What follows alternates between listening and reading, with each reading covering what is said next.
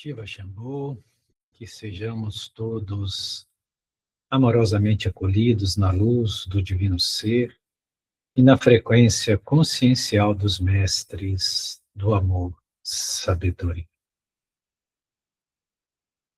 Esse momento de partilha, ele é um momento muito auspicioso, disso todos nós sabemos e sentimos. E aqui não se trata de querer algo ensinar, sequer de transmitir alguma natureza de conhecimento. O que caracteriza esse movimento dos mestres do amor-sabedoria, neste alinhamento, é justamente realizar aquilo que a tradição védica chama de Upadesha. O que é Upadesha? Upa significa próximo, sentado, próximo, que está próximo. E Desha significa uma visão. Então, Upadesha é aquilo que mostra diretamente, que revela diretamente. Então, é um movimento, um procedimento para indicar o real. Então, não se trata de uma explicação. Não se quer explicar a realidade. Se quer mostrar a realidade. E que realidade é essa? É justamente aquilo que os Upanishads chamam de real, que é tudo aquilo que não está preso à circunstancialidade transitória, ou seja, tudo aquilo que é imperecível, que não tem nascimento e morte, aquilo que nunca teve início e nunca terá fim. Então, todas as coisas que são perecíveis, e tudo no mundo material é perecível, não é real. É apenas transitório, aparente, porque tem início, desenvolvimento e extermínio. Então, todas as coisas que os nossos sentidos captam e nossa mente tenta apreender, é ilusório, no sentido de que não é permanente. Então, o Upadesha quer ir além de todas essas aparências, não quer explicar absolutamente nada do que seja o real, mas quer mostrar diretamente, através de uma experiência. Por isso que alguns mestres, eles não falavam, eles transmitiam pelo silêncio. Porque é uma frequência, é um frequenciamento. Nós temos estudado sobre frequência. E nós sabemos que a frequência está diretamente ligado à consciência ou os estados conscienciais. Então, quando há um frequenciamento que nos leva a uma vibração mais sutilizada, mais elevada, automaticamente isso abre um campo perceptivo. Isso nos permite uma percepção que não é mental, uma percepção que não vem pela lógica, pelo raciocínio, que não é discursiva. Por isso que o Upadesha não quer explicar absolutamente nada. Quer mostrar, quer revelar. Pois que, enquanto nós não temos essa percepção do ser real, ou daquilo que é real, nós continuamos singrando por mares de ilusões.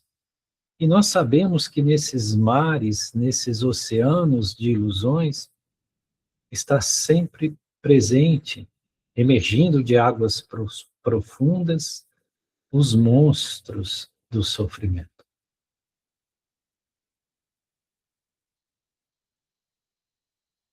Enquanto nós conseguimos chegar a esse porto do verdadeiro conhecimento, que é a realização do ser, nós chegamos à meta final. É um pouco nesse sentido que o tema propõe hoje a questão da última montanha.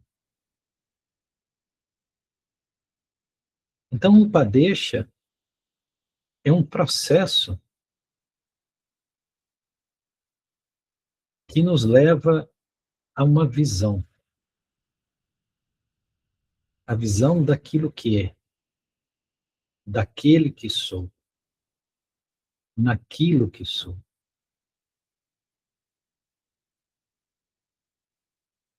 O próprio Sananda Jesus, ele buscava esse método do Upadesha.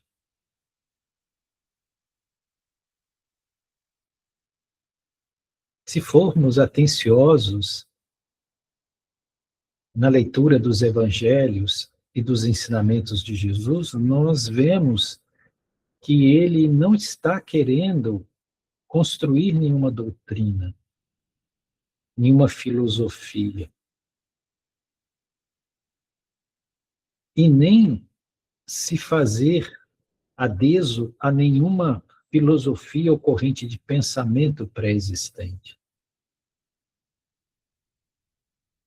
Ele sequer quer explicar coisa alguma. Ele quer nos levar a um estado de percepção.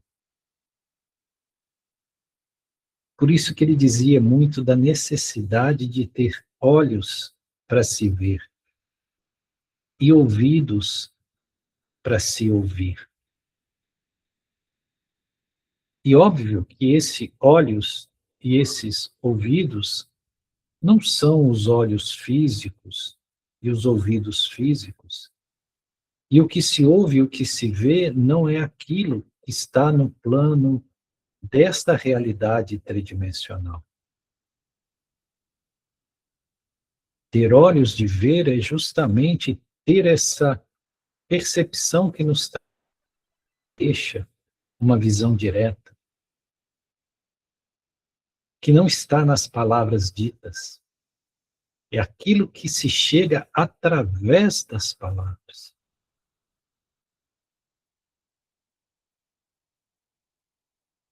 Sananda Jesus, ele queria mostrar algo através daquilo que ele sinalizava, mas não exatamente qualquer conceito que ele queria criar a partir das suas falas.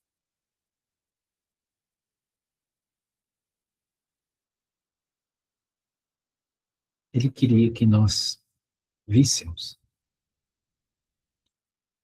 percebêssemos quem somos nós verdadeiramente, para sair desse estado de ilusão. Que assim como ele realizou a condição crística, todos nós somos seres crísticos e precisamos realizar essa mesma condição. Não é para seguir Jesus, é para sermos crísticos. Isso parece até herético, mas é irrestritamente verdadeiro. Jesus não queria seguidores. Ele queria o planeta repletado de seres crísticos, que ancorassem a frequência crística nesse planeta, para que esse planeta pudesse ser transfigurado, para que esse planeta se tornasse um lugar ditoso, para que esse planeta seja um reino de bem-aventuranças.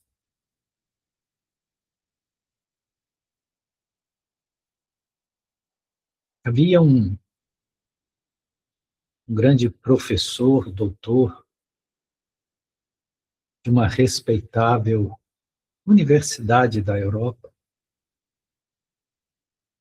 e ele era um profundo estudioso das tradições místicas e iniciáticas do Ocidente. A alta magia, o rosacrucianismo, a teosofia de Blavatsky, os círculos iniciáticos, a cabala cristã, o gnosticismo e as várias correntes do gnosticismo. Ele era um profundo estudioso e conhecedor dessas correntes e desses pensadores que ancoraram esses conhecimentos aqui no Ocidente. Blavatsky, Jacob Boehme, Swedenborg, enfim.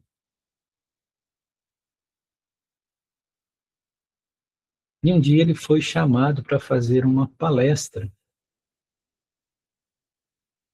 numa grande universidade, numa respeitável universidade, na condição de professor, doutor. E ele estava sentado no palco, numa cadeira, esperando ser chamado para o púlpito para poder realizar a sua palestra. E o reitor da universidade veio apresentá-lo. E foi falando todos os seus títulos, todas as suas formações. E, por fim, o convidou nos seguintes termos: convidamos o doutor, o professor doutor, que é um profundo conhecedor da verdade, para que venha nos falar. Quando ele ouviu aquilo, foi como se um meteoro tivesse caído na cabeça dele. Conhecedor da verdade? O que é a verdade? E esse pensamento do que é a verdade o paralisou. O que é a verdade?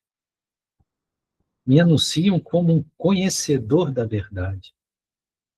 Será que eu conheço a verdade? O que é a verdade?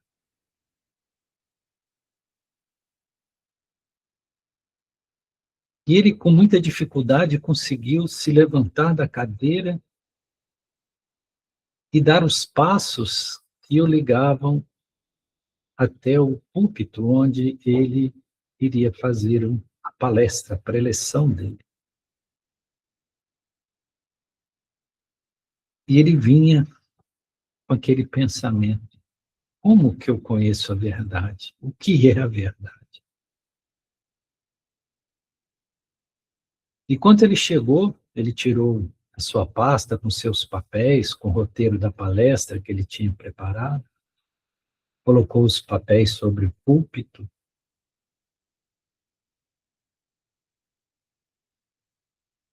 olhou para aquele mar de cabeças na plateia, todos olhando para ele, esperando ele iniciar as suas falas.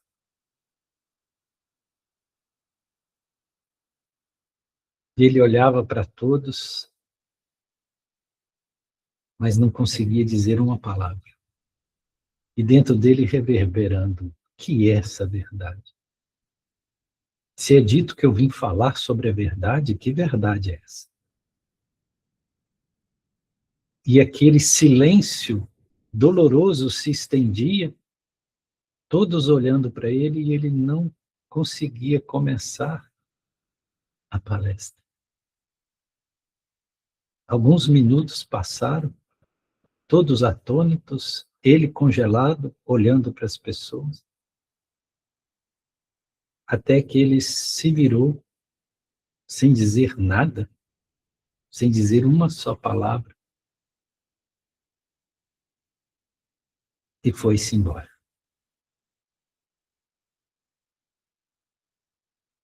Naquela noite, ele não dormiu. E aquilo reverberando nele. Eu estudei tanto, busquei tantas escolas de conhecimento, mas o que é a verdade?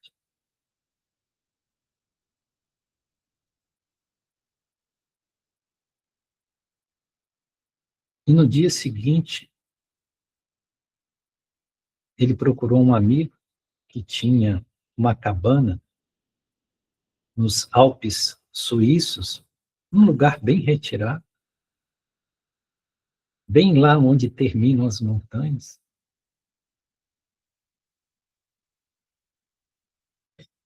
Pediu essa cabana emprestada por um tempo indeterminado, saiu da cidade e foi para essa cabana.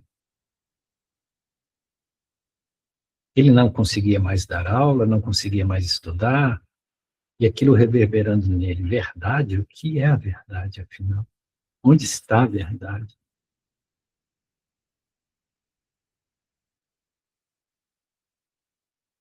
E essa cabana nos Alpes suíços ficava bem em frente a uma montanha muito alta. Da varanda da cabana você via uma montanha pontiaguda, coberta de neve, a metade coberta de neve, muito bonita. E ele passava praticamente o dia inteiro sentado na varanda, olhando para aquela montanha e perguntando: o que é essa verdade?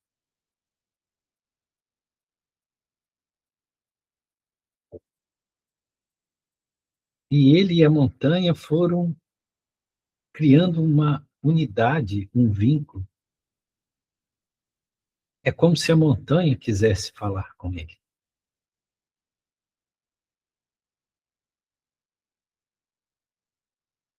E à medida que ele ia se integrando à frequência da montanha, algo nele ia morrendo, ia sumindo. É como se a mente dele fosse se, se desintegrando. E um belo dia, uma bela manhã, sentado na varanda olhando para a montanha foi desaparecendo. Ele não estava conseguindo mais ver a montanha, como se a montanha estivesse se desmaterializando. E à medida que ele via a montanha se desmaterializando, ele sentia a mente dele também se desmaterializando. Embora entrando num estado não mental, ele estava absolutamente consciente, absurdamente consciente. Até que a montanha desapareceu completamente. E, simultaneamente, a mente dele também desapareceu.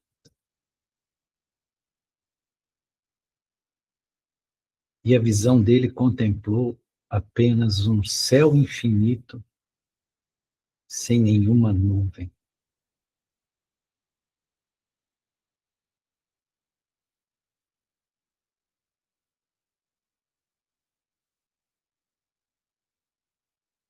Algum tempo depois, ele voltou para a cidade. E aquele reitor daquela universidade o procurou, pediu que ele voltasse para proferir a palestra que ele não havia proferido.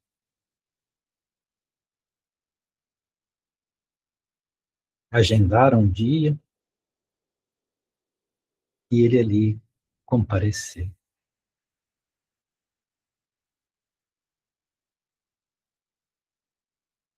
Não levou papel nenhuma, nenhuma anotação nenhuma.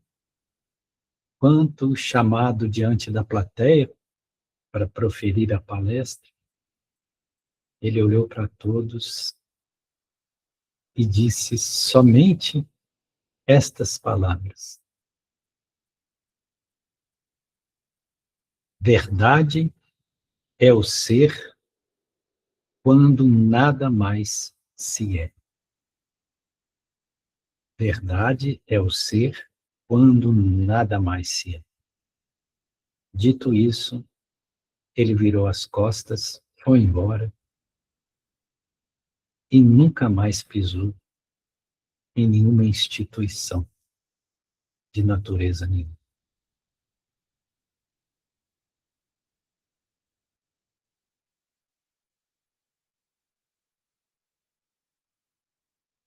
Então, o que é essa verdade?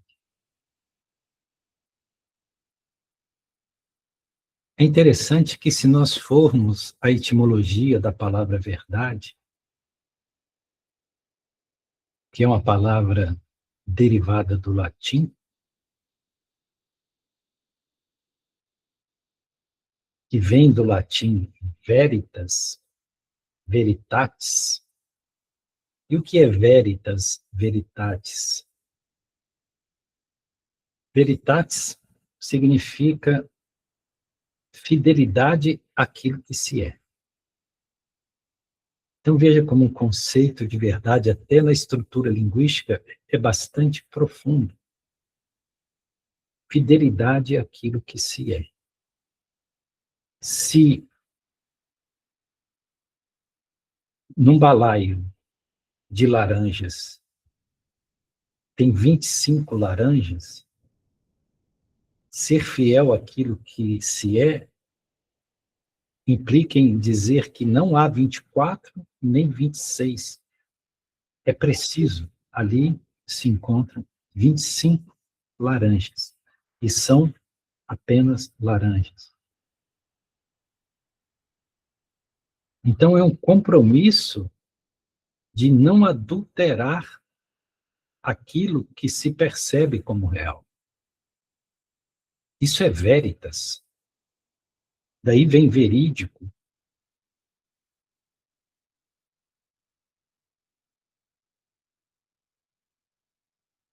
Mas se verdade é a fidelidade àquilo que se é, em termos objetais,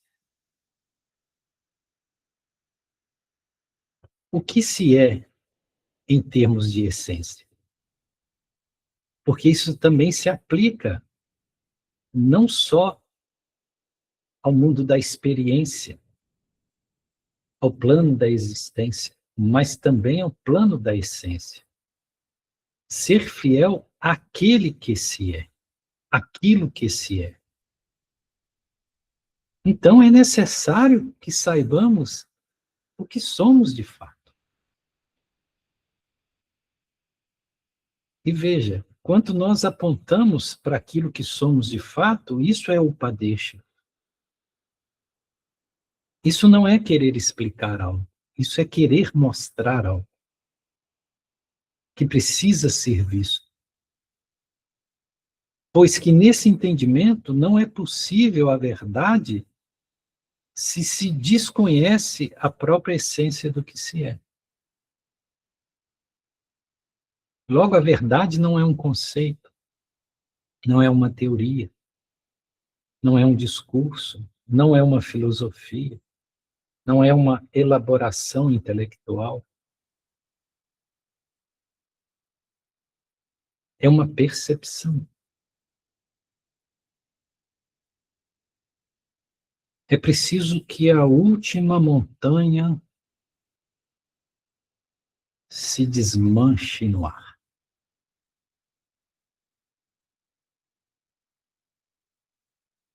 É preciso que nós visitemos um lugar de absoluto vazio.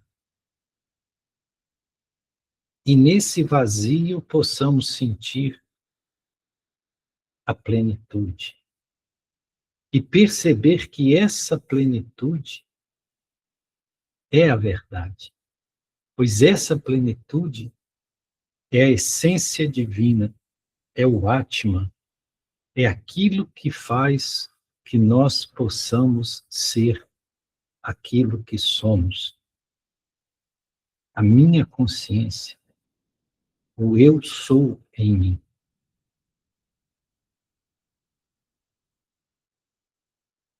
Se nós transladarmos esse aspecto da verdade para o sânscrito, a coisa fica ainda mais profunda.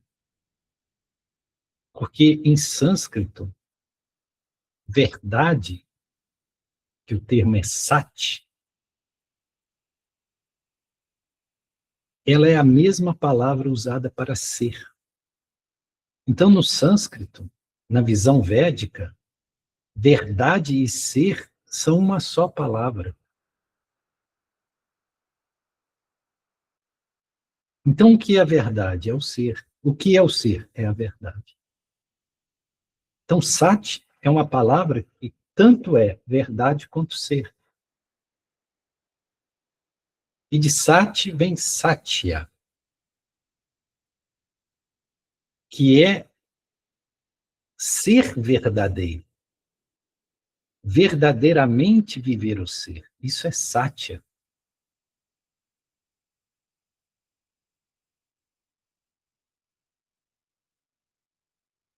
Então, quando você percebe que verdade e ser são uma só instância, uma só realidade, e você só pode chegar à verdade quando você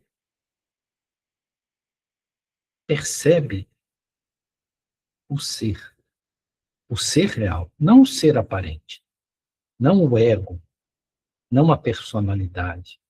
Ego e personalidade estão constantemente mutáveis. Nós mudamos de opinião como mudamos de roupa, mudamos de gosto, mudamos o tempo todo, até de afeições, o que nós dizemos amar hoje, amanhã odiamos. A pessoa que nós queríamos mais próximas de nós hoje, amanhã queremos o mais distante possível. Então, isso é totalmente instável, isso não é a verdade. Nem a personalidade, nem o ego, nem os discursos mentais, isso é a verdade. Isso não é o ser. Por isso que Satya é um termo tão precioso, porque Satya significa aquele que vivencia a verdade. E a verdade é o ser. Não tem outra verdade. Porque quando você chega ao ser, você chegou a Deus. Porque não há diferença entre o Jiva Atma, que é o meu Atma, com o Paramatma, que é o Atma cósmico. Ou seja, a essência cósmica é a mesma essência que está em mim. O mesmo princípio inteligente que cria e move universos é o mesmo princípio inteligente que permite que hoje, sexta-feira, à noite, estejamos falando e ouvindo e compreendendo o que se fala e com absoluta possibilidade de construir uma compreensão. Isso não é possível sem um princípio inteligente, que não depende do nosso cérebro. O cérebro é só um processador de informações.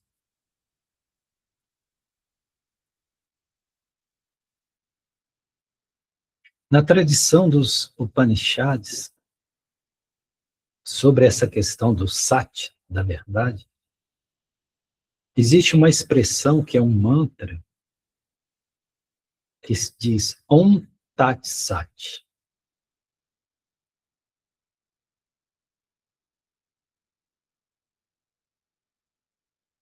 Toda a essência dessa construção do verdadeiro conhecimento. Om é o próprio Brahman. é quanto Ishvara se projeta no plano da existência, quanto ao processo da criação. Quando a essência se verte em existência, essa vibração que sustenta o universo, que é o som primordial, que é o verbo que era Deus, isso é o Om. Então, Om é o próprio Brahman, é Ishvara, é o absoluto. Tati significa isso, aquilo. É como se apontasse isso, aquilo. E Sat é ser, verdade. Então, Om Tat Sat está dizendo isso, aquilo, o ser, este ser, é o próprio Brahman.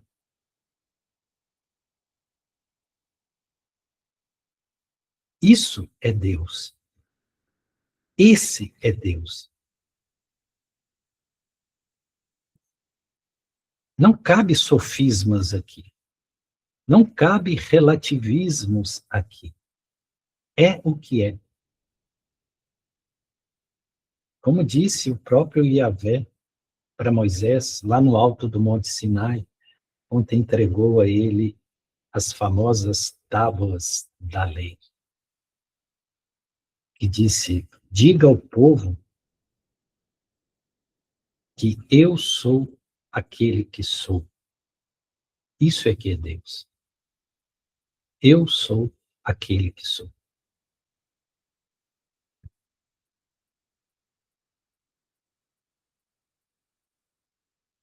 Então, isso é uma percepção direta.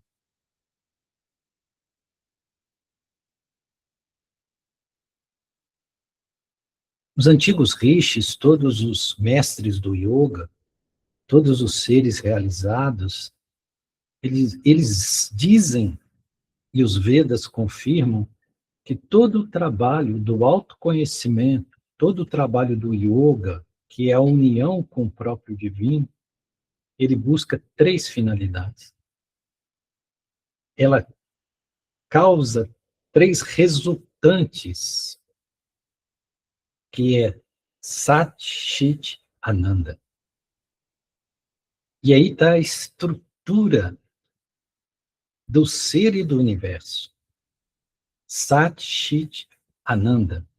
Sat é a verdade, o ser, ou seja, aquilo que eu sou.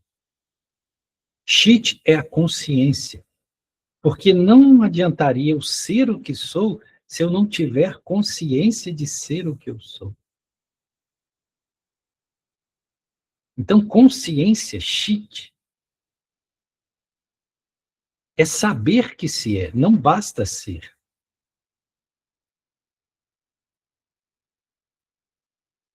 Uma maçã é uma maçã, mas uma maçã não tem consciência de ser o que é.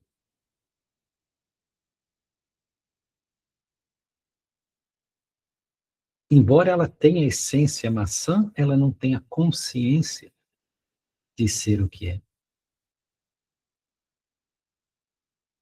E a partir do reino hominal, que nós já chegamos ao reino hominal, se abre essa faculdade, esse princípio que nos permite o caminho direto para Deus, que é a consciência. Então, Sat Chit, que traz a resultante da Ananda. Ananda é felicidade. Ananda é bem-aventurança. Ananda, para ser mais preciso, significa plenitude. E só pode estar pleno aquele em que nele nada falta, que ele está totalmente integrado àquilo que ele é. Isso traz um estado de êxtase, um contínuo estado vibracional ditoso, de felicidade, de paz.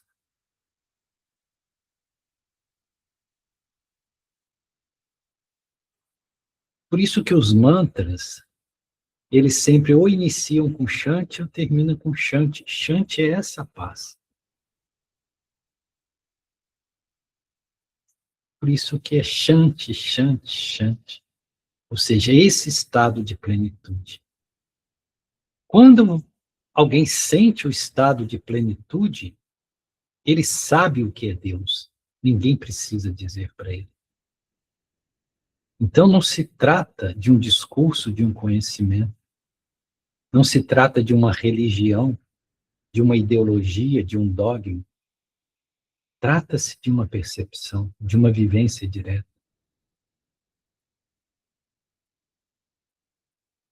Sat Chit Ananda. Ser, consciência, felicidade. E os Vedas dizem, ser que é consciência, consciência que é felicidade e felicidade que é ser.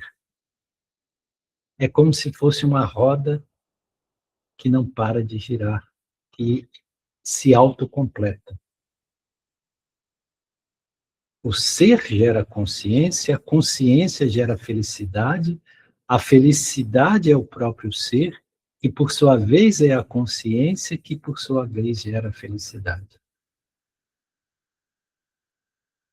Três termos interligados que fazem parte da realização espiritual.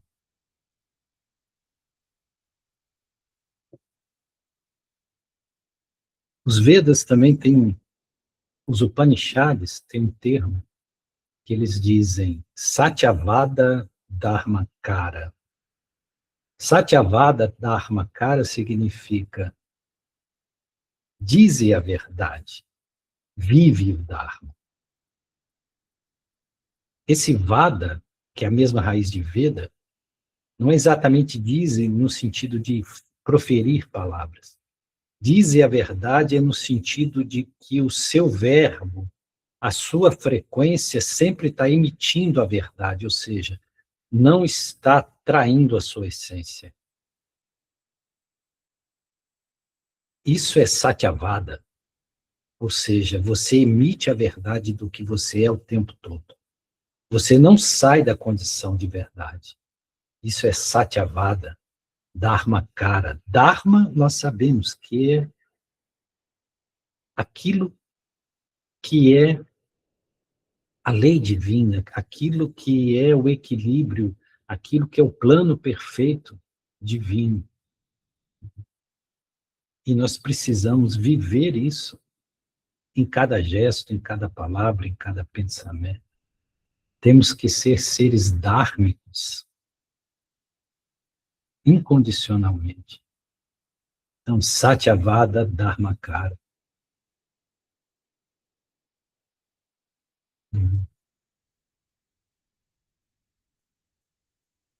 Então, veja que a verdade não se trata de uma concepção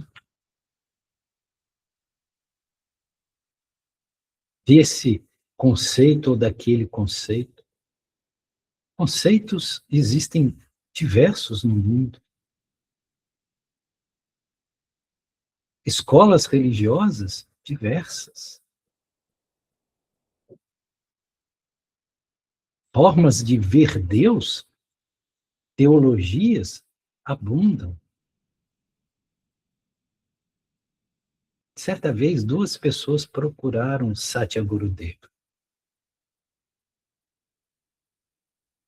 e queriam que Satya Gurudeva dissesse qual dos dois estavam com a razão.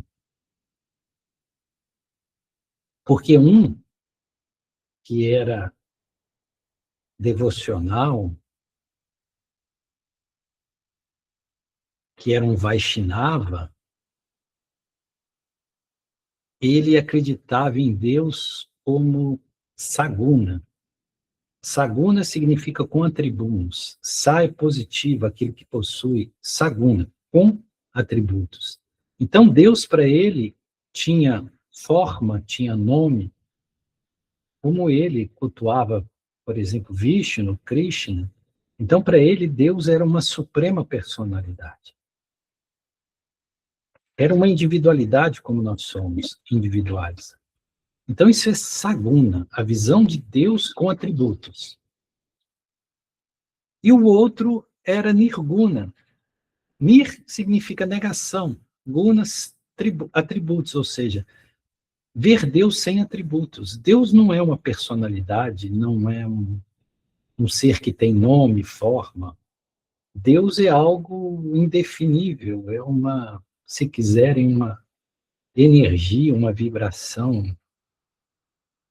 Isso é nirguna. E os Advaitas Vedantas tendem muito ao princípio do nirguna.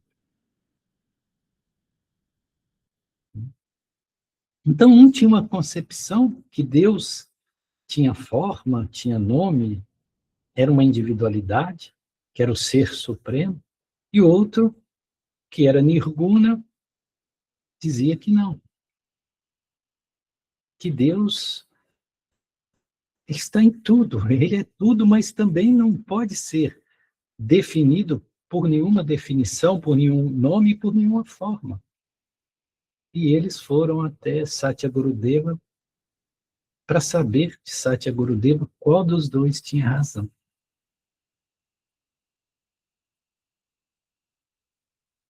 E Satya Gurudeva disse para eles: os dois têm razão, mas nenhum dos dois tem a verdade. Uma distância muito grande entre ter razão e ser a verdade. Então, os dois têm razão.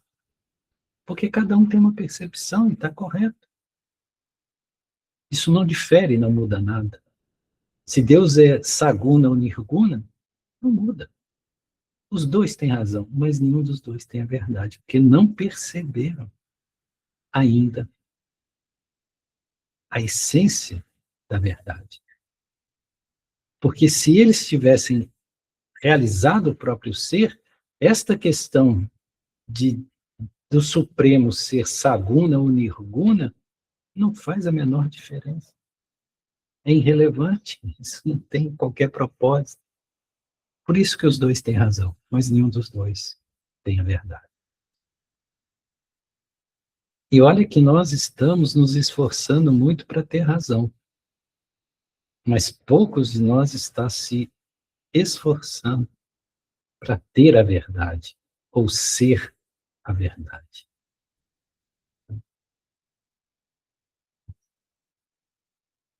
O mantra de hoje que nós tivemos na vibração, que o Felipe trouxe,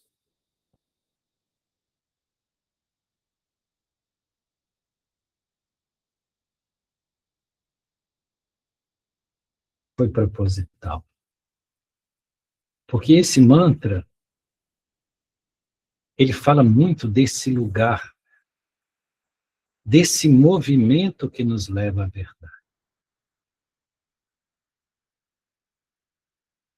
Por isso que nós solicitamos ao Felipe que trouxesse esse mantra no nosso momento de harmonização. E esse mantra diz: Asatoma Sad Gamaya, Tamazoma Jyotir Gamaya, Mrichorma Amritam Gamaya. O que está se dizendo ali? Ali é uma súplica, é uma rogativa que está dizendo Asatoma Sad Gamaya. Asato, A é negação, Sat, verdade. Asato é aquilo que não está na verdade, aquilo que não é a verdade, ou seja, aquilo que está embebido pela ignorância. Aquilo que em nós é escuridão, é ignorância. Então, Asatomá, leve-me da ignorância, Sadgamaya, para a sabedoria, para o conhecimento, para o ser. Porque tanto pode se gravar como Sat ou como Sad. Né? Então, Asatomá Sadgamaya, leve-me do não ser, da não verdade, para a verdade. Tamazomar Jyotir Gamaya. Tamazo, tamas, lembra que nós falamos de tamaguna? Tamas é escuro, é aquilo que não tem luz. É a mente quando não está permeada pela consciência. A mente em si é tamazo. Então, tamazo é o que está escuro. Jyotir é refulgência da luz. Por isso que nós temos o Gayatri Mantra, que fala da refulgência da luz divina. Então, Jyotir é refulgência da luz. Então, Tamazomar Jyotir Gamaya é leve-me do estado de escuridão para o estado da refulgência da luz divina. E, por fim, Mrityurma Amritam Gamaya. Mrityur é morte. E veja, a maioria das pessoas que estão existindo no planeta estão mortas. Não é a morte que acontece quando nós vamos para o túmulo. Morte é um estado quase que constante, seres que estão existindo na superfície desse planeta. Por isso que Sananda Jesus disse, deixa que os mortos enterrem seus mortos, porque ali todo mundo está morto. Vem você para o plano da vida. Busque o plano da vida. Deixe que os mortos fiquem com seus mortos, porque estão todos mortos. Então, veja, estar morto, essa morte, não é morte física. A morte, mrityur, morte, é o estado de não conexão com Deus. Todo aquele que está afastado de Jyotir, da refulgência da luz de Deus, está morto. Tem operação de inteligência, tem ego estabelecido, tem personalidade cristalizada, mas é como se fosse um zumbi. Está morto. Porque não entrou no plano da vida. Então, Mrityurma Amritangamaya. Leve-me da morte para a imortalidade. Mrityurma Amritangamaya. Então, veja que vocativo, que expressão mais linda e perfeita. Isso era tudo que nós deveríamos pedir ao plano divino, à consciência suprema. A Satomá Sadgamaya, Tamazomá Jyotirgamaya, Mrityomá Amritangamaya. Ó Senhor, me leve da ignorância para a verdade. Me leve da escuridão para a luz. Me leve da morte para a vida.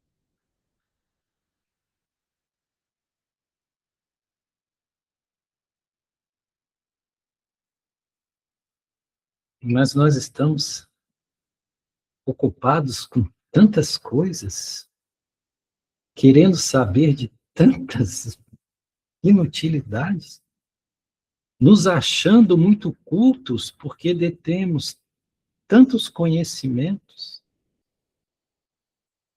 Fizemos curso disso, daquilo, lemos este, aquele livro. Sabemos falar da estrutura da Cabala. Conhecemos os segredos do hermetismo. Mas estamos na escuridão.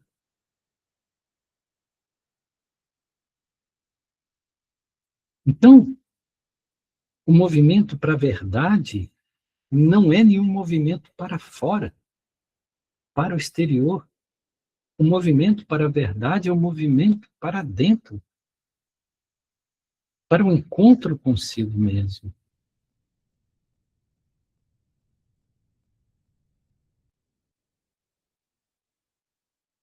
Havia um homem que morava em Madurai. Nós sabemos que Madurai fica lá no sul da Índia. É uma grande cidade bem no sul da Índia, né?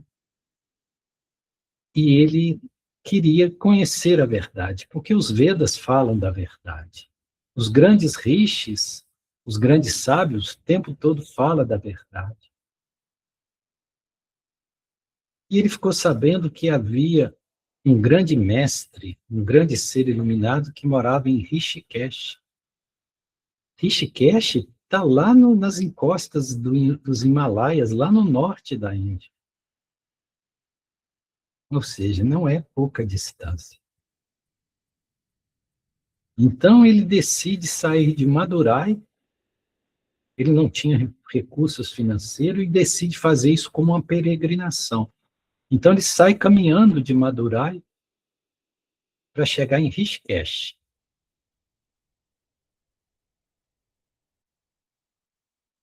Não é um caminho tão simples. E ele leva 4 anos, 4 meses nessa peregrinação. 4 meses. Até chegar em Rishikesh. Porque ele queria que esse mestre dissesse para ele onde está a verdade. Quando ele chegou lá, o mestre não estava no ashram. Ele tinha se retirado para algum lugar na montanha para passar um período ali, meditativo, contemplativo. E aí ele teve que esperar 1 mês no ashram até o mestre voltar. Ou seja, 5 meses depois, ele consegue, então, ter uma entrevista com o mestre. E ele pergunta ao mestre, onde que eu encontro a verdade? E o mestre, que era um vidente, obviamente, ele não diz nada, ele pega um pedaço de papel, escreve um endereço e dá para ele. Aí, na hora que ele pega o papel, ele olha admirado que o local que o mestre indicou para ele que ele encontraria a verdade é justamente um endereço numa certa rua, uma certa casa de certo número, em um certo bairro da cidade de Madurai, de onde ele saiu. E aquele endereço era o endereço da casa dele.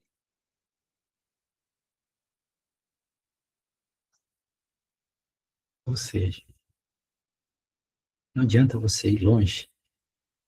A verdade está onde você está, na sua própria casa, aonde você mora, naquilo que é a sua realidade, na vida que você tem. Não adianta você ir de Madurai a Rishikesh para achar a verdade, porque a verdade está aonde você partiu. É quando o destinatário volta ao remetente e percebe que a carta que foi escrita ao destinatário, na verdade, ela é destinada ao remetente.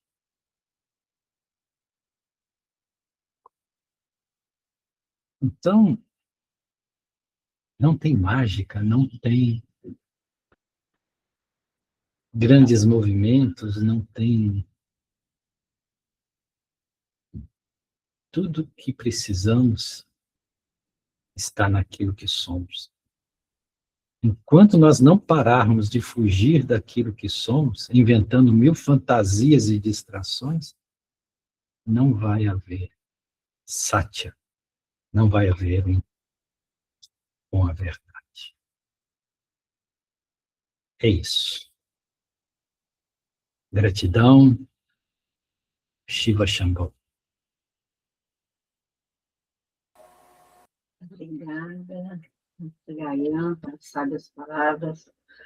Hoje nós estamos na partilha 91, a última montanha. Enquanto o Gaian falava, eu estava escrevendo, né, anotando coisas aí no início da parte sobre a verdade. Aí, até, você ainda não tinha chegado no ápice de o que é a verdade, eu já estava assim, o que é verdade? Eu anotei, o que é verdade? Se ela é mutável, a sua verdade pode ser a minha verdade? Como que eu vou identificar isso? Pouco tempo hoje que eu anotei isso, aí até fui fazendo pontuações aqui, você falou. Pouco tempo depois, a frase. A verdade é o ser quando nada mais se é. Então, não, igual você acabou de falar, não interessa se eu estou lá na África, no meio de uma aldeia, seja lá qual for, ou em um outro continente qualquer, a verdade é onde a gente está, né? E conseguir saber essa verdade dentro de nós mesmos, esse que é o exercício. Esse que é o nome, não precisa repetir, que você acabou de falar, né? 4 meses, depois mais 5, mais um mês esperando para saber que a verdade é lá na casa de onde ele saiu. E a verdade é tão próxima do que a gente, pelo que eu entendi, está tão dentro da gente que até é difícil a gente identificar. Passa-se uma vida, no meu entendimento, né? Para você conseguir entender. Ou se você tiver conhecimento e entendimento disso, piscar de olhos, vai depender da percepção de cada um, da sua facilidade ou dificuldade. Uma coisa que eu anotei aqui também, ó, verdade e ser são a mesma palavra em sânscrito. Verdade e ser.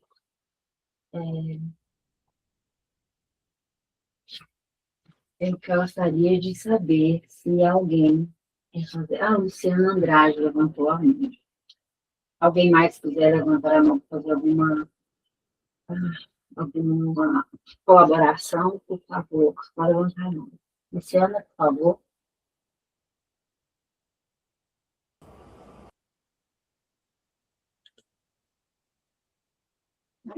Minha câmera é escura, gente, é por isso que eu quase não ligo ela. Mas eu liguei porque, como está gravando, gente, eu vou tentar ser o máximo possível sincera e expor o meu questionamento. A gente sabe, primeiro, eu queria saber, né, eu queria saber se a nossa verdade está vinculada ao nosso despertar. Porque eu sinto que quando a gente começa a despertar, a gente vai se afastando de entraves na nossa vida, seja eles quais forem, ou pessoas, ou situações, ou apegos. E eu acho que, assim, é difícil um pouco isso, porque, principalmente as pessoas, quando a gente começa a se conhecer, a se buscar e a buscar essa verdade interior dentro da gente, eu percebo que as pessoas começam a achar a gente estranho, a gente, entre aspas, chato, ou desagradável, ou distante, e isso dificulta muito o nosso caminhar nesse sentido. Mas, por outro lado, também é muito gratificante a gente se autoconhecer, saber onde, o nosso poder, a nossa capacidade, a nossa força, as nossas sombras, abraçá-las e aceitá-las e trabalhar para melhorá-las. Então, assim, eu queria assim, uma orientação em relação ao que fazer entre o despertar da gente, entre nos conhecer, conhecer a nossa verdade, a verdade que nos cerca, e lidar com as situações que estão ao nosso redor, sejam elas pessoas ou o que forem. Era essa a minha pergunta.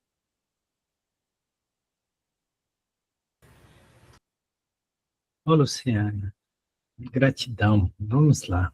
Você trouxe bastante reflexões e reflexões que servem para todos nós, né? Incluso eu, principalmente eu, né?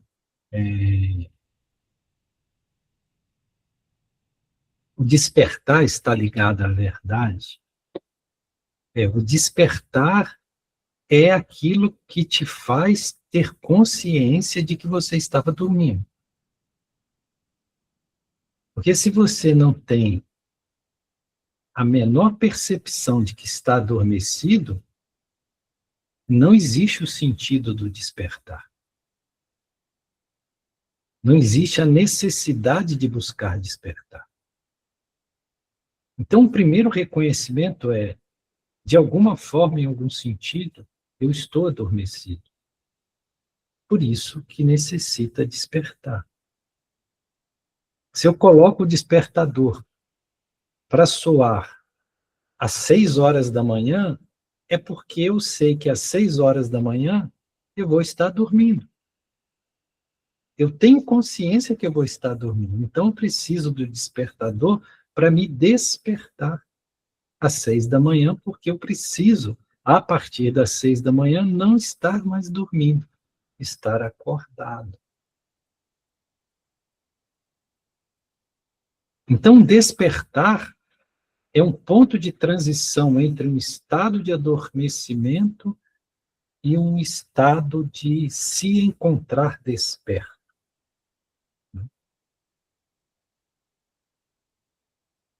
E todos nós temos alguns despertadores que estão constantemente soando dentro de nós. Constantemente. Só que às vezes a gente põe naquela trava, bate a mão naquela trava do despertador, vira para o lado e continua dormindo. Porque despertar nem sempre é interessante. Porque despertar exige coragem. Exige um movimento que nos traz, a princípio, um certo desconforto. Srila Prabhupada dizia que a vida espiritual, no princípio, ela é muito amarga, muito desafiadora, mas no final ela é muito doce. A vida mundana, material, é o contrário. No começo ela é muito ditosa, muito saborosa, mas o final é muito amargo.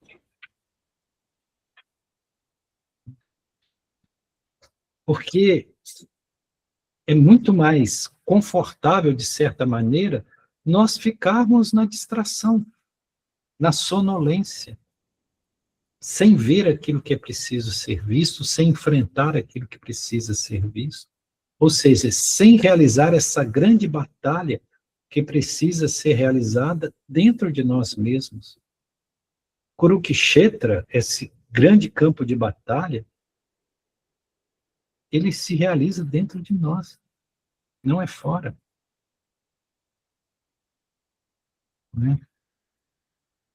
E aí, Luciana, você falou desse estado de desconforto, porque quanto mais você realiza esse despertar, mais você se sente apartada, mais você se sente incompreendida, mais você se sente solitária. Eu me permito aqui trazer uma visão de Sananda Jesus que a tradição cristã ocidental não compreendeu. Porque a tradição cristã ocidental exaltou as ovelhas, mas, na verdade, Sananda Jesus não estava exaltando aqueles que estão no rebanho, mas aqueles que saem do rebanho. Então, aquela famosa parábola da ovelha perdida, onde Sananda Jesus diz que o bom pastor, entre tantas ovelhas, uma se perde, entre 100 ovelhas, uma se perde, ele deixa as 99 em segurança no aprisco e parte para a noite para resgatar a ovelha perdida. É esse entendimento que nós não temos. Na verdade, Sananda Jesus está falando, olha, o que tem valor não são as 99 que estão em segurança no aprisco, vivendo como rebanho, pensando igual, vivendo igual, comendo as mesmas coisas, comportando como todo mundo comporta, tudo obediente e dócil. Você fala senta, senta, você fala levanta, levanta. Essas aí não têm valor. Ou seja, tem um valor menor. Eu abandono, deixo essas 99 e vou atrás da ovelha perdida, porque essa é que tem valor. Porque ela teve a ousadia de sair do rebanho. ela teve a ousadia de sair do senso comum.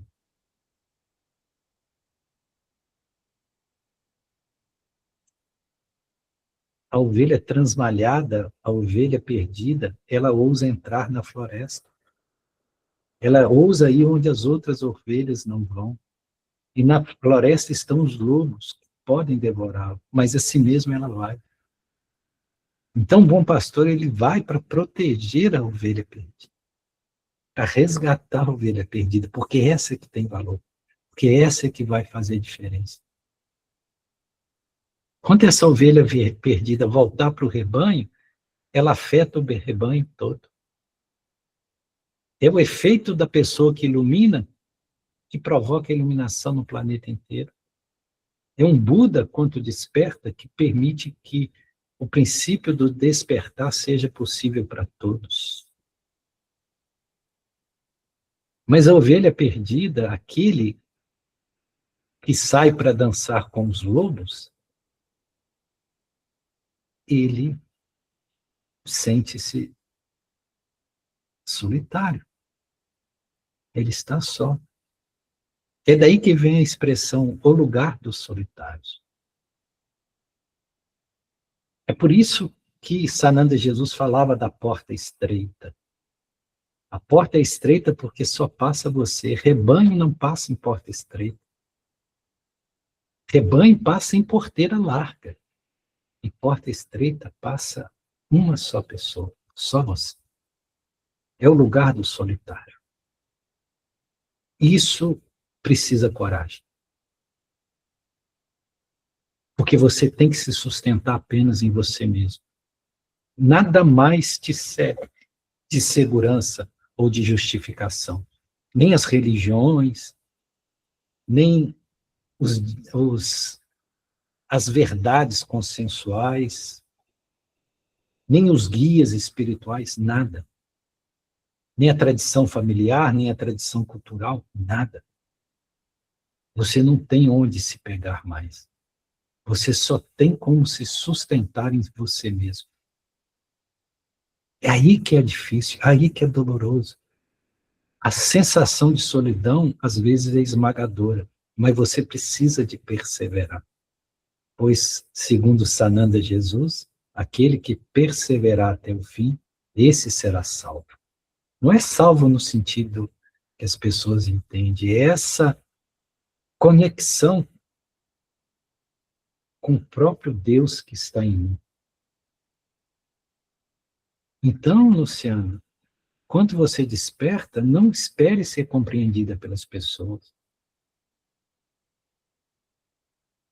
Aceite uma cruz muito particular, um fardo muito particular, que é não ser compreendido, que é não se adequar ao mundo, que é assumir para si um caminho onde só você caminha e se manter aí. Porque nos render ao mundo é muito fácil. O difícil é não trair a nossa essência e ficar naquilo que somos e sermos fiéis àquilo que somos, que é o sentido da verdade. Fidelidade àquilo que se é. Né? Como nós tínhamos dito, veritas, veritatis, verdade. Ser fiel àquilo que se é. Então, Luciana, é desafiador. É desafiador. O sentimento de solidão é inevitável. Mas eu digo, não é eu que digo, o próprio Sananda Jesus diz, vale a pena. Vale a pena. O preço que se paga é muito pequeno em razão de tudo aquilo que se recebe. Você... Gratidão, Gaiane, pelas tuas palavras. Eu estou profundamente emocionada, porque não é fácil, gente. Se vocês estão passando por essa situação de despertar na solidão, de indiferença e tudo isso, não é fácil. Mas, como a Gaia falou, realmente, eu sei que lá na frente vai ser doce, vai ser satisfatório, vai se me preencher. Gratidão mesmo, Gaia.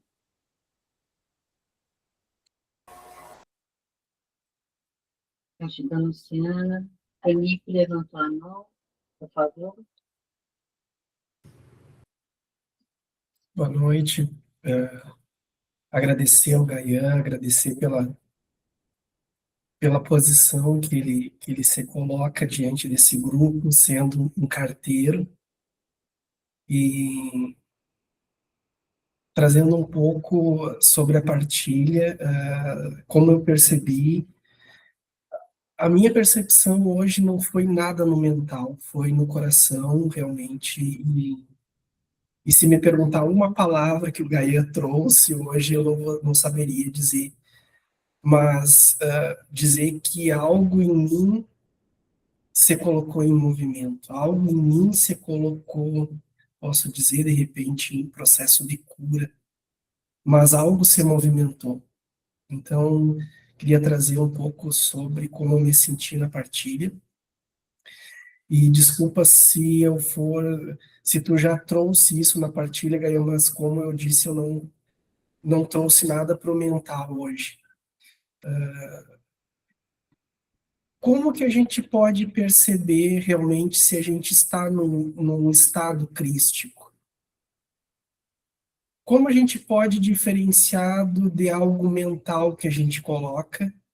Como foi trazido, se a gente está adormecido, se a gente está dormindo, muitas vezes a gente se coloca em processos de sonho. E naquele sonho é uma realidade.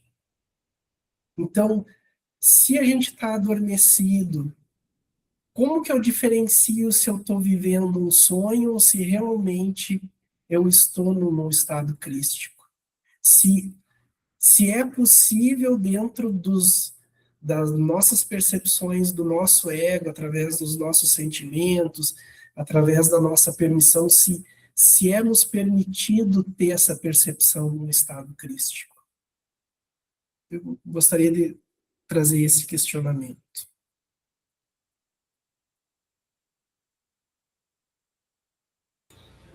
Ô, Felipe, meu querido, não é um questionamento simples, né? Talvez de todos os questionamentos que já houveram aqui, o mais profundo e complexo, né? Como eu vou saber se eu estou num estado crístico? Ou se eu não estou sonhando e achando que o meu sonho é realidade? Lembram daquela história de Chuang Tzu, né? Quando Chuang Tzu disse que ele contou para um amigo dele. Chuang Tzu foi um dos grandes sábios da tradição taoísta, né? Aí Chuang Tzu disse para o amigo dele que o amigo dele o encontrou muito perturbado, né? Muito, né, deslocado. E o amigo perguntou: o que que houve? Aí ele contou: é que essa noite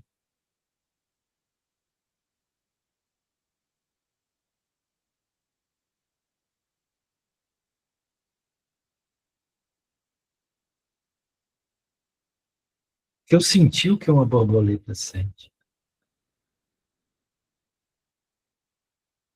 E agora eu estou confuso, porque eu não sei se eu sou um homem e sonhou que era uma borboleta, ou se eu sou uma borboleta sonhando agora que é um homem.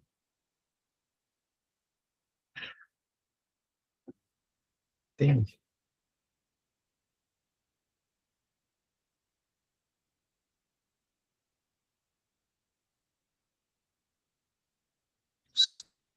O que é sonho e o que é realidade. Porque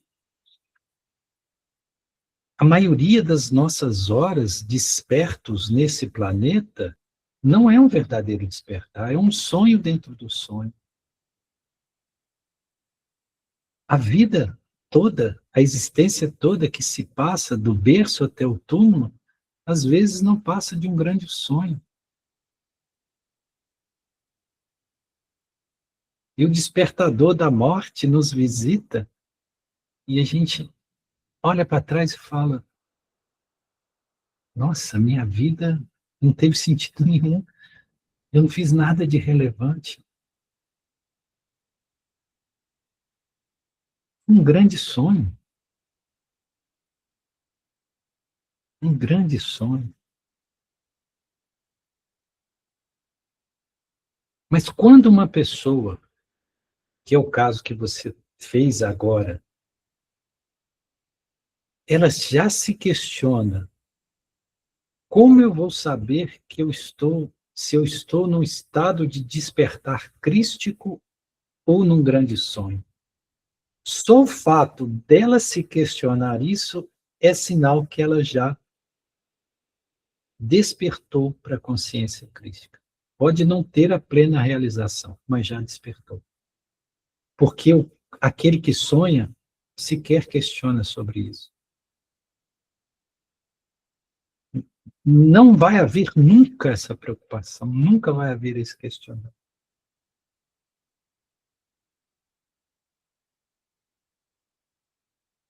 E a consciência crística, lógico que não é um estado mental, não é um conceito. É justamente quando a última montanha vai embora, quando a última montanha some, quando a montanha desaparece, e sua mente desaparece junto. Então, naquele momento em que você sente no coração, e é o coração o órgão de percepção, né? É a cardiognose, a cardioconsciência. Quanto no coração você sente que você está unificado a tudo, e que você tem autoconsciência sem estar em estado mental, é como se fosse um grande vazio, olhando para o vazio. Isso é consciência crística.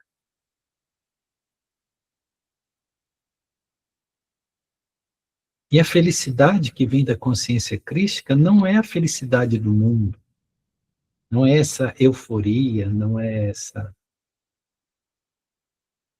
esse jogo dos prazeres, não é. Essa felicidade é um estado de plenitude, onde você sente que tudo está perfeito, que tudo está completo, que nada te falta, que você é aquilo que é e que está perfeito. Isso é muito profundo. Estamos aqui falando sobre essas coisas, ou melhor dito, sendo falado através de nós sobre todas essas coisas, e há tão poucos escutando. Por que há tão poucos escutando? Porque isso não interessa às pessoas. Mesmo a maioria das pessoas que dizem que estão em busca de espiritual, em caminhos espirituais, elas estão apenas tendo tipos de sonhos diferentes. Continuam dormindo do mesmo jeito.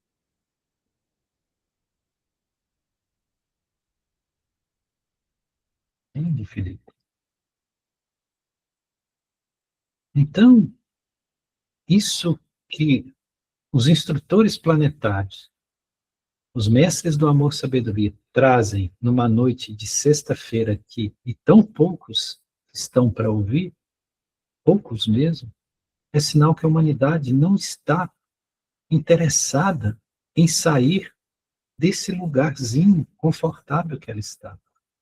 Embora haja tanto sofrimento. É aquela história do cachorro deitado na moita de espinhos. Que o homem pergunta para o dono do cachorro: por que seu cachorro está uivando? Ele está uivando porque ele está deitado na moita de espinhos. Ora, se ele está chorando, o Ivan está deitado na moita de espinho, por que ele não levanta e sai da moita de espinho? Aí o dono do cachorro responde: porque dói o suficiente para ele querer reclamar, chorar, gritar, mas não dói ainda o suficiente para que ele queira levantar e sair. Não dói ainda o suficiente. Por isso que, às vezes, o plano divino, em misericórdia a nós, nos coloca em situação de ruptura da nossa vida. Nos leva a certas situações limites, para ver se a gente desapega dessa ilusão. Às vezes, o plano divino, por misericórdia, nos leva a um estado de abandono, de sofrimento, onde não tem saída, nós vamos ter que nos confrontar conosco mesmo. Por isso que lá no Evangelho, antes de Jesus ancorar a frequência crística, o que acontece? Entre Jesus e o ancoramento da frequência crística, existe o 40 dias de deserto.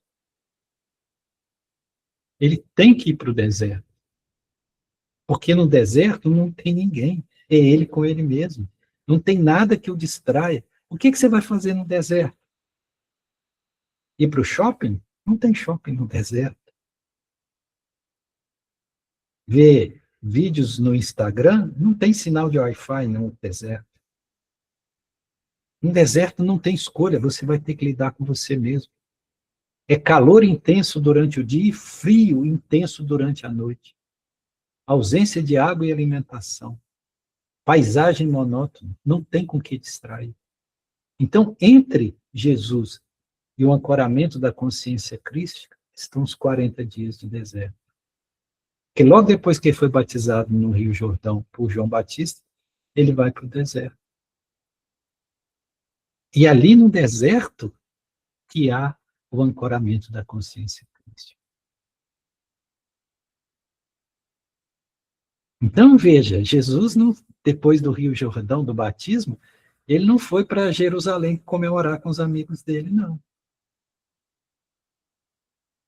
Nem falou assim, agora eu vou fazer uma viagem para Roma, conhecer a cidade eterna. Não. Para onde ele foi? Ou você acha que é agradável ir sozinho para o deserto ficar 40 dias? Embora 40 não é exatamente o número que diz o número de dias. 40 é um número simbólico, quer dizer apenas tempo muito grande.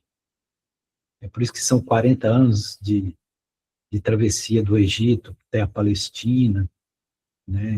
Enfim, várias vezes aparece o número 40 no Evangelho, na Bíblia. Então tem que ter o deserto. Né? Mas aquele que tem a centelha divina desperta no seu coração, ele sabe. Isso não significa que ele não vá cair nas redes das distrações, nas ilusões, que é normal para todos nós. Mas ele sempre vai saber daquele lugar. Não importa para onde ele vai. Ele tem um endereço escrito no papelzinho, que ele sabe que não importa quão longe ele vai ter que voltar para onde ele partiu, que é o lugar de pertencimento. Então, Felipe, eu não tenho a menor dúvida. Se você questiona isso, é porque você sabe. Porque senão você não questionaria. Aliás, você nem estaria aqui. Você estaria sexta-feira à noite fazendo outras coisas. Não estaria aqui. Aliás, nenhum de vocês estaria aqui se não houvesse um certo incômodo, se não houvesse uma certa chama acesa de um certo buscar muito verdadeiro, senão não estariam aqui. E os instrutores planetários dizem que este é o ensinamento essencial, ensinamento não, a visão, a percepção essencial para a nova Terra. Mas quantos estão interessados em ouvir? Quantos? Vai vídeos de pessoas que estão trazendo sensacionalismo, falando até de previsões catastróficas. Estão lotados de pessoas consumindo.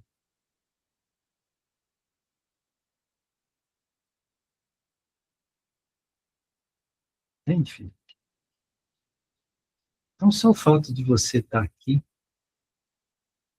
e a fidelidade que você tem ao trabalho já demonstra que aquilo que te move não vem do sono, não vem do sonho, vem de algo muito desperto em você.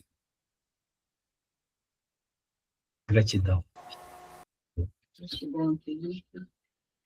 Já são 5 para as 9, temos uma última pessoa que levantou a mão, o Jorge Gaian. Então, por favor, Jorge. Boa noite, pessoas. Eu tenho pensado muito sobre essa questão do caminho do despertar, né? E eu tenho percebido que boa parte da confusão que um dia eu tive é porque eu ainda não sabia, e se brincar eu ainda não sei, mas eu não estou tão perdido. Que o caminho do despertar é você saber primeiro para onde você quer ir, né? E lá no meio do caminho você vai ter as ilusões, as distrações e auto-boicotes e tudo aquilo que vem importunar a gente para a gente sair desse acreditável foco. Então, que para eu dizer que eu quero despertar, eu tenho que saber para onde eu quero ir. Então, isso tem sido uma provocação para mim. E esses dias eu ouvi uma pessoa falando de uma diferença entre arrumar e organizar. Que ela disse, muita gente vai entender como sinônimo, e eu fiz um paralelo daquilo ali com a caminhada de busca, né, que a gente tenta, né, a gente diz que quer despertar, acha que tem um foco e no fundo a gente só está arrumando. Tira as coisas de um canto, bota no outro, acha que está mais bonito em cima, tira de cima, bota embaixo. Mas o volume de coisas, o volume de distrações, o contexto social, o contexto de pessoas, ele continua o mesmo. Você dá um pouquinho para a esquerda, um pouquinho para a direita, mas no fundo, você está ainda sem saber qual é o lugar que você quer ir. Você não tem segurança, né? E às vezes até medo mesmo, porque a gente foi ensinado que o desconhecido ele é incutido na gente o medo do tem certeza, realmente. Então a gente fica ainda nessas correntes, né, das crenças e dos dogmas. E a diferença para a organização seria, não, realmente eu tenho tudo isso, mas o que de fato me serve? Os lugares onde elas estão me servindo realmente para eu ver o que é que eu tenho? Ou tem uma coisa por cima de outra coisa, por trás de outra coisa, que às vezes para eu pegar aquele material que está lá no fundo do armário, eu tenho que tirar 10 coisas para achar uma coisa. Então, eu tenho percebido que o processo de despertar, além de eu ter a cada dia a curiosidade e a determinação de definir o foco, eu tenho que trabalhar com organização. Primeiro, eu ver o que é que eu tenho, ver realmente o que me serve e ter coragem para descartar aquilo que está me atrapalhando ou que simplesmente está lá, mas nada me acrescenta. Isso são pessoas, isso são lugares, isso são hábitos, né? Realmente é uma decisão de se desconstruir para daí dizer que está despertando. Então eu achei fabulosa essa comparação que a pessoa fez e eu trouxe para a minha vida nesse sentido, e quando, acho que foi Luciana, falou da questão de que ao olhar da estranheza, né, o sentimento de desconforto com a solidão, é o lado de fora. e o lado de fora circula todo mundo. Agora, abrir a janela ou abrir a porta para isso entrar, aí é uma decisão nossa. Né? Se as pessoas e os lugares estão estranhos, já é um bom sinal, porque você já está tendo um processo seletivo. Né? Então, esses filtros do que de fato eu me entendo, eu quero, eu decido, para daí dar realmente importância e poder ao que ameaça essa minha perspectiva e essa minha busca. Então, no fundo, é preciso realmente muita coragem. E é como uma outra pessoa disse, quando você achar que realmente você está na mais absoluta escuridão, você está no lugar certo, porque logo em seguida vai vir os raios do sol. A noite mais escura é o lugar mais perto do raio do sol. Então, no lugar de achar que está tudo perdido, que está tudo esculhambado, é quase o caminho certo. Tudo é uma questão de perspectiva e de desapego e de discernimento. É isso. Obrigado aí pela oportunidade, pela partilha. Senti muita falta esses dias. Quarta-feira cochilei, esqueci, mas estou de volta. Um abraço a todos.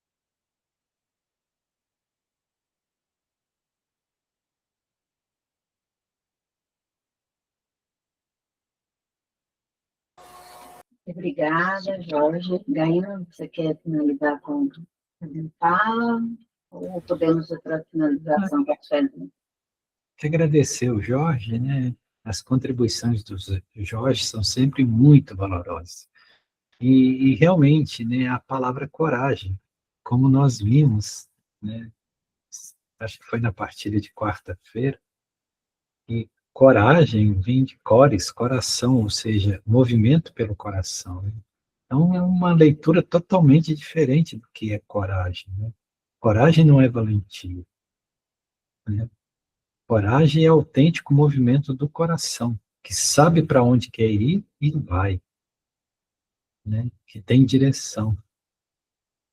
Que não fica rodando em círculos, achando que trocando coisas na ordem, a ordem das coisas na prateleira, está trazendo uma nova realidade, quando é a mesma realidade, com fatores alternados, mas é sempre a mesma coisa, é sempre mais do mesmo, e as pessoas não se dão conta que elas estão passando a vida sempre trazendo mais do mesmo. Muda a cor, muda a roupa, muda a circunstância, muda o lugar, mas é a mesma coisa. Não há uma mudança verdadeira. Porque transformação é diferente de transmutação. E o verdadeiro movimento é de transmutação. Eu pego o ouro ou a prata, eu posso fazer dele um anel, um brinco, um colar, uma pulseira, mas é o mesmo ouro. Eu só transformei. Então, o homem velho, o nosso ego, a gente transforma ele de dá um monte de imagem para ele. Ah, hoje eu sou isso, aí amanhã eu já sou aquilo. Hoje eu pertenço a essa religião, amanhã eu sou aquela religião. Ou seja, transforma. Mas é o mesmo ego sempre. Só está mudando forma, nome, lugar, circunstância. Isso é transformação. Mas transmutação, quando você transmuta chumbo em ouro, que é a alquimia, quando você transmuta o ego em essência divina e permite que o eu superior, o eu sou, se instale, aí já não é ficar só mudando, arrumando o quartinho de despensa, não. Então, realmente, nós somos muito peritos em nos enganar, né? Nós fazemos movimentos que nos deixam no mesmo lugar. mas achamos que estamos caminhando, quando na verdade não estamos indo para lugar nenhum. Né? E nós somos muito peritos nisso, de criar muito movimento, muito ativismo, mas não saímos do lugar em que sempre estivemos. Nada muda. Só muda os nomes, as formas, os lugares, as pessoas, as circunstâncias, as adesões ideológicas, as crenças, mas tudo é o mesmo. É o mesmo velho homem, o mesmo velho ego, brincando de se fantasiar disso e daquilo. Gratidão, Jorge, meu querido. Gratidão, Andréa. Antes de passar para os felizes, eu queria relembrar a todos, teremos nosso encontro agora em março, de 2 a 5. As inscrições estão abertas, a ficha de inscrição está lá no grupo. Fiquem atentos. São só 25 vagas, então, quem quiser participar conosco, o convite está feito. Ok? Sueli? Obrigada pela presença de todos aqui. Boa noite, né? Mais uma vez, que eu dei no início, mas agora vamos na palavra. E eu vou fazer 2 pontuações, me permitirem, antes de fazer a sintonia da Ligiana, para a gente finalizar. Que quando o Felipe comentou a respeito de ele fica meio absorto no sentido de não ficar preso no mental. Eu estou exercitando um pouco isso também. Por quê? Eu percebi que o que é mais importante não é o que eu compreendo do verbo que vem, mas é sentir o verbo. O melhor, é você capturar, se for o caso, transmutar, quem sabe, a vibração que está em você, mas que ao receber aquilo, independe do que você até esteja tendo uma compreensão no nível cognitivo perfeita, mas você sente que algo está entrando, e está perguntando e está fazendo uma sensação de plenitude. Eu acho que é exatamente isso que eu percebo que é importante quando o Felipe faz essa fala, porque eu sinto um pouco isso também, a ponto de que estar aqui não é um sacrifício, muito pelo contrário. Estar aqui é um bem-estar. Mas que bem-estar é esse? Muitas vezes eu fico absorta, a ponto de também não ficar tentando memorizar toda a coisa que é dita, mesmo porque aquelas histórias com os nomes todos indianos, eu fico perdida às vezes. Mas abstraio a vibração daquilo que está sendo passado. E nesse movimento, a solidão faz parte. Porém, a solitude é o que a gente se ganha. É quando a gente começa a caminhar, está caminhando só e se sente bem, mesmo só. Então, eu acho que a caminhada, ela começa na solidão, mas para chegar na solitude. E, consequentemente, com essa partilha, né, da última montanha, a gente percebe, então, que a gente chega sempre nessa jornada buscando uma escalada, né, uma escalada. E vai levando, ultrapassando os obstáculos, que na realidade, Gaia apontou bem, aqui bem no final, que é transmutar. É quando você, como o próprio Jorge falou, você vai se liberando, não é arrumando, você vai se descartando. E você conserva o quê?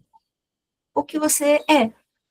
E é esse exatamente o momento em que há a verdade do ser. Que é a verdade é o ser.